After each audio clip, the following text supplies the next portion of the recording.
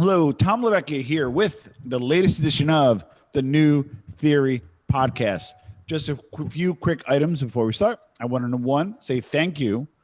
We do rank 189 for careers on iTunes, first ever in 3 years. So thank you for that. So make sure you subscribe, make sure you leave a review. And then also if you're on YouTube, make sure you like, subscribe, comment, and notification button on. We have two extremely special guests today. Franco, as well as Joan Scott joining us. Welcome to New Theory Podcast, guys. How are you doing today? Thank you. We're doing well. How about you, Tom? Well, thank you. So let's start off with Joan. Joan, tell us a little bit about your background. Tell us a little bit about you. Okay. Well, I was a math major in college. I grew up in a family with both British and Italian ancestry. My mom loved to cook, but she would cook everything. She would do German sauerbraten. She would do Russian chicken Kiev. Wiener Schnitzel or no? Sorry? Any Wiener Schnitzel? I love Wiener Schnitzel. Yes, Wiener Schnitzel. I actually make a fair amount of German food also. I make Wiener Schnitzel. I do Rouladen. I make homemade Spätzle, which are delicious. Oh wow! And then I make this other thing called Schnupfnudeln. It's German gnocchi. Wow! Okay. It's so delicious, and a little bit different. But she would make all kinds of things. She would make Chinese shrimp toast and Japanese sukiyaki, and we had like quite an interesting, very international, dinner selection. Each night she would do something different, and she loved to bake too. And so I love to cook and bake. I kind of follow in her footsteps. And as I said, I am a math major. And I also, when I was in college, I minored in economics, but I also minored in studio art. I did sculpture. Oh, wow. So we do this really, we had a foundry at my school, and I went to a women's college. I went to Mount Holyoke in Massachusetts. Wow. And I don't think people usually think of having this like foundry at a women's college, but we had this, and we had a wonderful professor, DeLonga. He was excellent, very inspiring. So we would do the lost wax practice, and I bring that up because now I am involved because of the cooking, and I met Franco, who is a chef, and he looks like a chef. Looks like And we also, we formed this company, Tavola Tours. Okay. And we've been to Reggio Calabria, which houses the Riachi bronzes, which was such a thrill for me as a sculptress to see. They are magnificent. They're almost 7 feet tall, and they are perfect specimens of the human form. Was it Roman engineering, or was it prior to that? It was Greek. It was because the Romans, it might be a little skewed. Just kidding. well, they did beautiful things too, but these were when they tested and they had to clean them up and everything, because they were actually found off of the coast of Calabria, on the southern coast, in a town called Riachi. Some guy was snorkeling down there or scuba diving, and he saw a body. He thought it was like a body, like a human body. But come to find out that it was actually this sculpture, and there were 2 of them.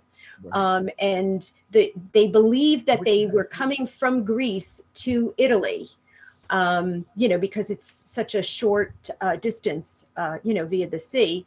But it's just amazing, amazing to see. But that was one of the things that we've seen while gathering, doing reconnaissance for our tours. Okay. Franco and I get down on the ground, and we really explore to see what each area has to offer. And Italy is, it's so vast, and it's almost like different countries, because all the food is so different. If you go, if you go down like 20 kilometers, the food changes a little bit, and the more south you go, the food changes, and north, every area has its own pasta. If you go to one area, the pasta is like long and like a big curl, like some are short, some are just like kind of flicked, flicked off of a board, or they do so many different pastas, so many different pasta sauces. It's really amazing to go, and what we try to do is pair the food, so when you come on our tours, you get a lot of food experiences. We try to do cooking classes where we can. We've gone and we've made fresh mozzarella. Nice. Which is hard. Yeah, so we do, so we try to do all of those things, and then we also bring in the cultural side, and we'll go to Pompeii, we'll go to the temples at Paestum, Agrigento, we'll go to see castles that are there, that are still there, from many centuries ago. So it's really, we try to give everybody the full experience, and it's really, really interesting. And for me, as a person who loves to cook, who loves to travel, it's just as exciting for me to go and see all of this as it is for our guests. And I love seeing the reactions on their faces when they see something or they learn something that they didn't know before. So that's kind of, that's like the really like zip. You that's cover going from like childhood to now. And okay. Thank you very much for joining New Theory Podcast. Goodbye. No, just kidding. So you covered a lot, but let's get to Franco for a second. Franco. Okay. So really quick, I want to introduce Franco. So I got introduced to Franco through a colleague over at New Jersey Digest. So we have the New Jersey Digest, our sister magazine. We have a little bit more multimedia going on with New Theory at the moment. So he hooked up with us on our side because it made more sense. A visual guy, he's a cook, he's an entrepreneur, and I think you're out of Brooklyn, right? I live in Jersey City. Oh, even better. Sweet. I didn't know. I think you're Brooklyn for some reason. Anyway, so with that being said, he hooked up with me over here in New Theory. He's been cranking out the articles. I'll put some links below. On top of that, he's a huge contributor to New Theory. He joined the team. He's doing some great things. And Franco, just give us a little bit about your background and tell us a little bit about you. All right. Well, pretty much I'm a New Jersey guy, born and raised, and I grew up in a household Italian-American. But contrary to what most people think, I didn't grow up in a household where, like Joan just described, food wasn't the ever presence of everything awesome every day. It was just like, divorced family, mom cooked some stuff, my dad tried to cook some stuff. So food wasn't like, I didn't get inspired to want to be a chef until I actually got outside of my home. I got my first job at King's Supermarket. What town did you grow up in, Franco? I'm originally from Springfield, New Jersey. Oh, God, I'm in Scotch Plains. Oh, you are? Yeah, and my dad worked in Scotch Plains for 40 years. So really? I'm going in circles here, but yeah. Wow. Yeah, but so make a long story short, I went out and got a job right after high school at King Supermarkets in Short Hills. If you're a Jersey person, you know them. Back in the day, I can't afford the shop there; too expensive. Yeah, no, it's they're in a bad place. Kings, they just shut 3 stores because of this pandemic, but that's another footnote. But I worked in Short Hills. Those days they made everything there pretty much. They had a catering department with chefs and all that stuff. Yeah. And I walked in maybe like 17, 18, and they threw me in to work with these chefs. And as I started working with them, I pulled away from what I was gonna do, be a social worker, and I started to think, hey, maybe this is before chefs were so cool, before Food Network. There wasn't really many, so I did that, and I fell into that line of work, the passion for cooking from there, and I went on ever since. But the main thing I'd like to talk about today is, besides I went to this culinary school, I worked here and there, my point is right now this pandemic and how it's affected all of us adversely. So like Yeah. there's not a walk of life that hasn't been affected by this. And I wrote an article. I put it on. I sent it in to you, and you uploaded it to a New Theory about cooking, but cooking for like yourself in terms of a form of somewhat of a form of therapy as a tool to Yeah. help you get up and going through these hard times, especially this pandemic. So that's really the message I can give. And they can go to the article where you posted it. It has a lot to do with getting up and over hard times, getting up and Yeah. over hard times, but also taking care of yourself because we tend to ignore ourselves when things start to become really unmanageable or difficult. So that was the last article I sent in, and I hope you. I think you said the readers are enjoying it. It's supposed to be. Yeah, no, your article's doing well. We actually did an email blast that was dedicated to just your stuff. And if you want to get on an email list, just go to newtheory.com. I don't promote the site as much. I kind of have them as a parallel to the podcast, but I'm doing more and more stuff together. Okay. And if you ever want to shout out, just reach out to me, Tom and New Theory. If you ever want to reach Franco, you reach him through the website or reach him through me again, Tom and New Theory. So I want to talk more importantly about your business right now. Okay. So Tavola tours. Right. Sorry, Tavola tours. It's like Okay. a hyperbole, I think. Tavola tours. Yeah, okay. Started. How long ago did it start? I'll start and I'll let Joan finish it up. We basically, Joan and I met. She's obviously an avid lover of cooking. I'm a chef, so she loves travel. I love travel. She's half Italian. I'm 100% Italian American. Her family came from the same. Her mom's side came from the same region as say like my dad's family. So we connected with actually. Where's that? In Calabria. Reggio Calabria. Well, just my family's from a different section of Calabria. I know Calabria pretty decent. What do you know the city or the region? Well, my family is from Verbicaro. Oh, okay. Which is way and that it's a hill town. It's a mountain. It's near town, Catanzaro, right? Or no? It's near Scalea, near Diamante. Okay, fair enough. That's almost by the bordering region where Basilicata is here, and she's probably like, I don't know, maybe 45 minutes away from the next region, which is an hour maybe. Got it. Yeah. So family's from the same area. Yeah. You guys hook up. So I'm gonna guess, Franco, you're more of the creative, and Joan, you're more of the business mind. Is that fair to say? I am. Well, I'm definitely. I don't know. I think we actually have. Well, I'm not saying you're not creative, and I'm not saying it's on the business side, but I'm just saying in terms of. Honestly, what I'm trying to say is he's actually very business minded as well. Wow.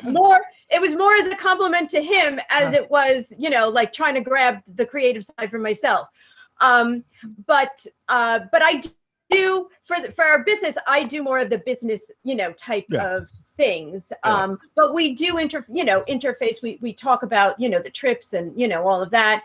And then when it comes down to like the brass tacks, then, that's my baby. So prior to the pandemic, I'm a marketer by day job, and experiential marketing, experiential events replace kind of traditional leisure. Escape rooms, you want to be in the movie, not watching the movie. right. Traveling, you don't want to just go to Miami, but you want to maybe go to Little Havana and sit in a cigar shop. Right. Italy, I don't want to just go to Italy, but I want to actually learn how to cook Italian. And that's kind of where you came in. So give us kind of pre-COVID, how things were going. And then obviously COVID is now here. Right. And then what's your plan? Like how did you kind of address COVID business wise? And then what's your plan once things open back up? Either or. Is that, well, I'll start, I guess. Okay. Prior to COVID, we were putting together at least 2 or 3 tours a year. We were trying to get together, all Southern Italy focused. And the main thing south of Rome, basically. Mm-hmm. They call it the Magna Grecia. So Magna Grecia means the greater Greece. So the Greeks came to Southern Italy. They liked it. They started to live there and build up the area. And that's why you'll see Greek temples, and you'll find a lot of Greek influences in the food. It's just tremendous. I mean, it's not just like, the Leaning Tower of Pisa and whatever. You'll see some temples in Sicily, in Campania that date back to the ancient Greeks, and they're still standing, So that's what also intrigued me, because the food is different. The food has a little twist of North Africa, a little Greek and Italian. It's a fabulous place to see and learn about food that most people don't even think is Italian for the most part. Yeah. But before this, we were marketing in the Italian Tribune. We were marketing out to get clients. We got a few really nice guests from the Italian Tribune, and we kept pushing the tours, mostly geared towards people that are culinary and cultural minded, because we do culinary and cultural adventures in Italy.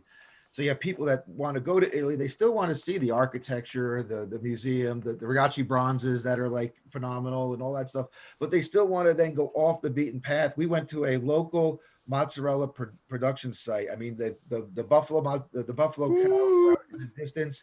They milked them. They brought the milk in. Everybody walked in, and then the locals take over, who've been making mozzarella from scratch for generations, and they showed everybody exactly how to do it, from the actual milk to the whole process to the very end, where we sat outside and we had a picnic, and the buffalo they're all out in the grazing and stuff. It's just a phenomenal experience that I don't think you get in many tour companies. We actually won an award. I forgot to mention that we won an award for best boutique Italian tour company, Mid-Atlantic States, and the award should be coming out I think towards the end of March this month.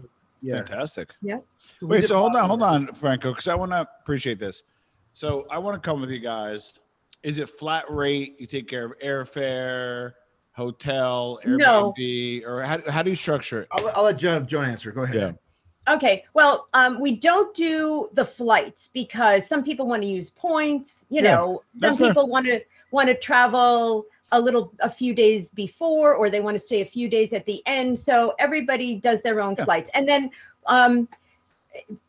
airlines, it's not the same with airlines that much anymore, with pricing and building it into your I gotta be honest with you. A lot of entrepreneurs watch this. I'm an entrepreneur. The headaches, like for example, even if you do as a pass through, first of all, there's no margin for you, number one. And then number two, the headaches that go along. So I'm guessing you want me to meet you here at this time. We set up a meet point. Exactly. That's fair. Exactly. So we set up a meet point and we collect all of our guests. Yeah. And we do take care of the transfers to and from the airport. We take care of, as a group. Yeah. We take care of the hotels, and we try to stay in, we handpick the hotels. Because I think as Americans, we are used to a certain, type of accommodations. And, sometimes they're, so we always stay like in a 4-star or above hotel. Beautiful. Yeah. And we've got some really great contacts over there and some really beautiful hotels that, that we've stayed at. And then all of the activities, we take care of all of the activities. Nice. Some activities are, if you want to go and see some museum, if we're staying for a while in a town, sometimes that's on your own.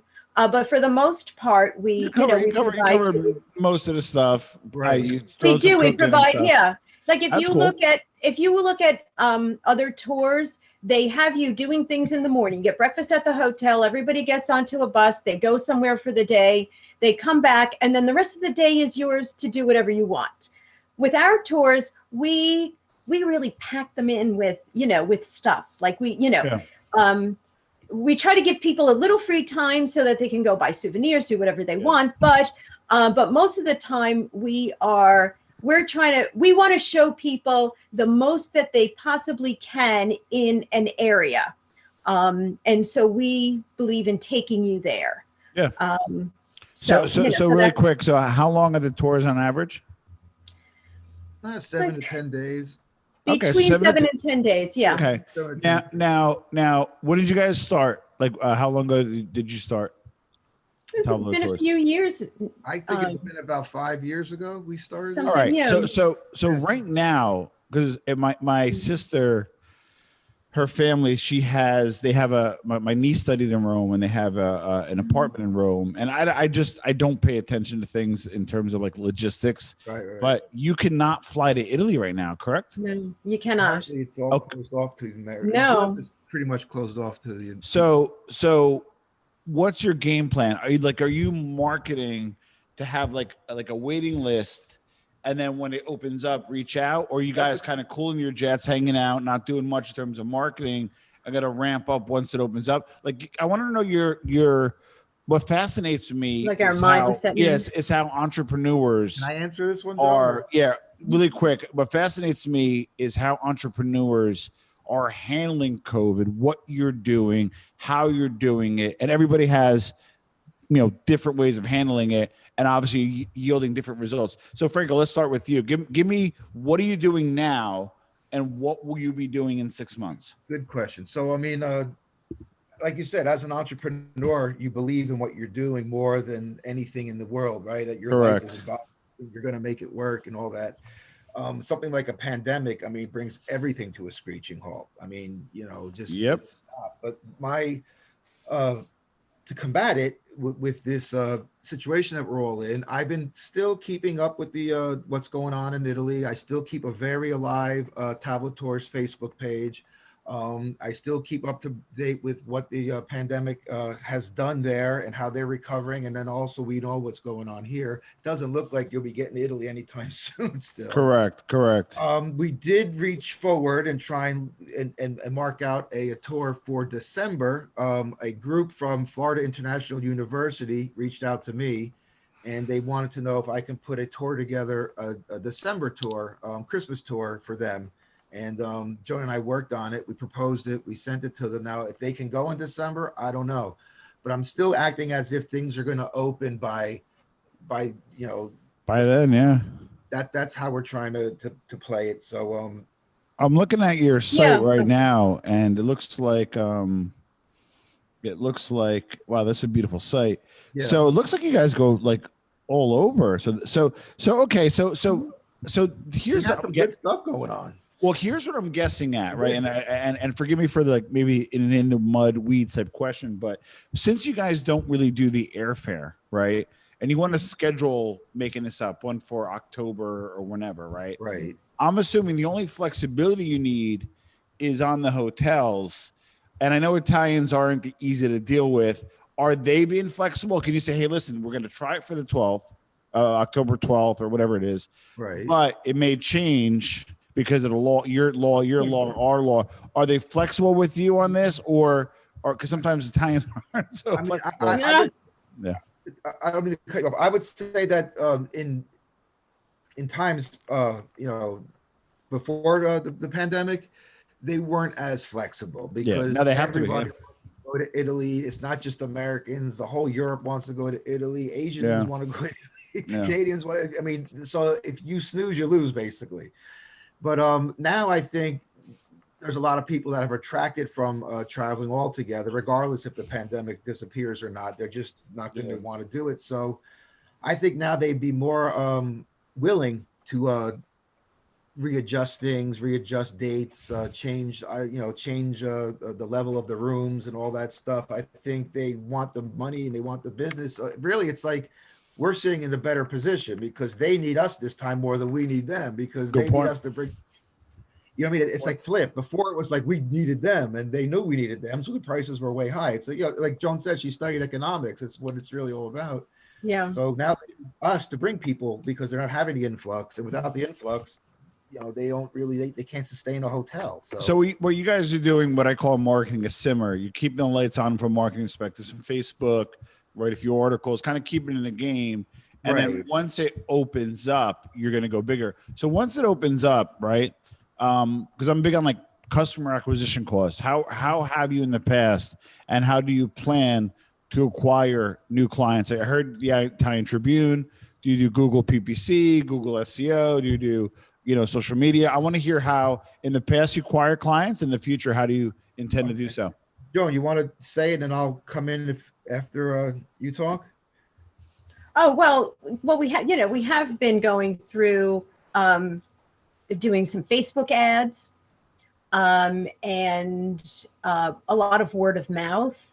Yeah. Because we have guests who come from all over the United States, and so sometimes they'll then tell friends, and then we'll get their friends to come. Right. We have a couple of women who have come on every trip We actually have two women that never. Some really loyal, some loyal customers. We love them. We love them. Oh, so hold on really quick. So each trip is not a Perillo like A, B, C, D. No. If I go on trip A, then I might go on trip B because it might get mixed up a little bit, correct? Like each trip is not exactly the same. Is what I'm saying. No, we try and we I like that. Yeah, cookie cutter at all. We try to like do something different. Even if we're going to the same place, like the Amalfi Coast, there's so much to see in the Amalfi Coast, and you can only do so much. So we try to like change it up a little bit, and make it interesting for the guests, so that if they want to come back, it's a different trip. They see all different types of things, Yeah. And even per region, we took a group to Calabria. It was kind of like the sleeper trip because a lot of people go from Rome to the Amalfi Coast, and then they just go right through Calabria over to Sicily. So we've done trips to Calabria, and we could do thousands of trips to Calabria because there's so much to see. Especially since people haven't really traveled, and they're so happy. The people there are so lovely. We found the people all over Italy to be so lovely and to be so warm and and accepting, of American tourists. They love American tourists.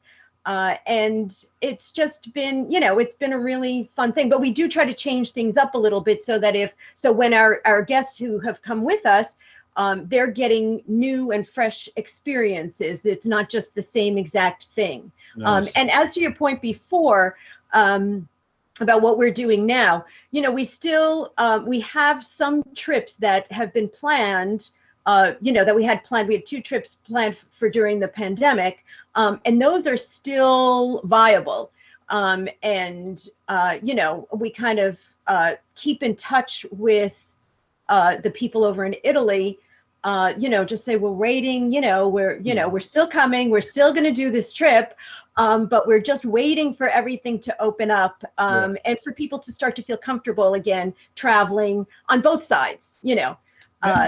People in Italy to feel comfortable with people coming from outside of Italy and outside of the EU, and then the people from America, feeling comfortable to go over to Europe. So, so we still kind of like keep a finger on the pulse of, of what's going on, and keep in contact with our contacts over there.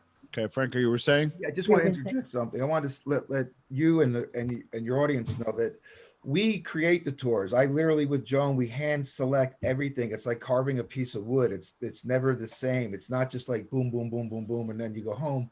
But I want to say that also when we get to the actual first say experience, we turn it over to the local guides and the local people, the local artisans and all that. So we're still orchestrating it, but you have yourself an expert in Italian food, and that day we're going to go through all the markets and all. You have an expert in the architecture, expert in whatever it is we're doing. That's how we because obviously I'm from New Jersey, Joan's from Long Island. There's no way we can know all that stuff. I just know what I want the people to experience, and then we turn it over. So you have really we had some very, very highly educated people on the Calabria tour. I learned so much about the Magna Grecia, and I think the people that came, they never even heard of the Magna Grecia before. Now they know all about it. And and they loved that tour. They really, it was a really, really guys beautiful. We had were fantastic. They were really, yeah. Good. Yeah. Well, it looks like you got some special. What we're gonna do is we're gonna put 2 links below. One to your website, traveling tour, Tavola tours, and also I'm gonna put Franco's beautiful contribution link. I love it. Contribution link, so you can see his article. I love it. The shade promotion, I love it. And we're gonna put a link to Franco's contribution in New Theory because he's been doing a great job at really supplying some great content for New Theory. I was excited to have them on. I've been super busy. I've been doing a lot more podcasts, as you guys probably see who listen to or watch regularly. The other podcast is going well. So listen, I had to carve out some time for these folks. They are what makes America great. I love the fact that they're partnering with the old country, which doesn't hurt. So just some parting thoughts. We'll go with Joan first, and then how can we find you personally if you want to put your social media or anything you want? How can we find you? Well, I am on Instagram, and actually, I'm going to put it. We actually revamped during this time. Also, we revamped our Tavola Tours website, Right. and so Actually, sorry. Fantastic. So you'll see me on there. Yeah. And I'm also going to contribute some of my my experiences on there coming up. And I will also put a link up there. I guess I do Instagram. I do cooking. Whatever I cook, I kind of put up there. Yeah. I put up flowers. I put up scenes I have some beautiful unretouched photos from Italy. We went to Lipari, which is in the Aeolian Islands, and we stayed. We stayed there, and we did a boat trip around the Aeolian Islands. My goodness, the water, everything is so beautiful. I've always. Sorry. Tom has to come on one of these trips. Yeah, I may. you'll I have to may. see. We'll do a podcast from Italy. Oh, that would be great. That would be wonderful. Hanging by the dock and the beautiful boats. Now you're talking. Yeah. It's amazing. It really is amazing. It's amazing to see, and the scenery is so beautiful. It's just wonderful, and the food is just so good, and you have to just like open yourself up and try everything. I'm dying to get back there. I have certain things that are like my favorites. All right, Joe. Anyway, so how can we find you? What's your handle? That's all we needed, but I love the excess. Oh, okay. Well, I think on Instagram, I'm Joan Marie. I'm like Joan Marie Scott 325 or something like that. On Instagram, I think. But I can check that right now. All right. I'm just having a little fun with you, Joan. You know that. I know. Thank you. So go ahead, Franco, because I'm looking up. I'm going to put the link to your bio, Franco, but how about any Instagram or any social media handles you want to shout out? I run all our social media. So Tavola Tours. He does a wonderful job. You can check out the Tavola Tours Facebook page. There's all kinds of content I post at least once a day, sometimes more. Cool. You can check out my Facebook page, my professional chef page, Chef Franco Lania. Nice. You guys should start a podcast. You ever consider that? We would wanted to start a podcast. We were thinking about starting a podcast, and then I don't know, the pandemic came and flipped our focuses. Yeah, because we had a guy who was going to videograph it, but then with the pandemic. I'll tell you right now, I am like old school, maybe a little even like low tech. I just I video this on Zoom. I go live to tape on both audio and video. And it's been working. So like, don't get, a lot of people get caught up in the barriers to entry. Right. Yeah. So don't be shy. If you want to start it, get a Zoom account, click play. If you need an editor, I could always refer one to you. I don't use one. I just go live to tape because that's the nature of the beast. And awesome. Okay. So Joan, did you find your? I did. Yes. Thank you. So it's joanmarie.scott325 is how you can find me. Instagram. All right. So put the links below. And then, yeah, you'll see the pictures of my dog. So you'll see pictures of my food.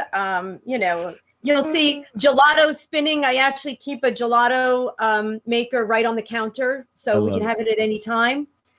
You'll see flowers, food, sights of Italy, and that's about it. It's just and my two handsome boys are on there. We go. All right, so check them out. Tavola Tours.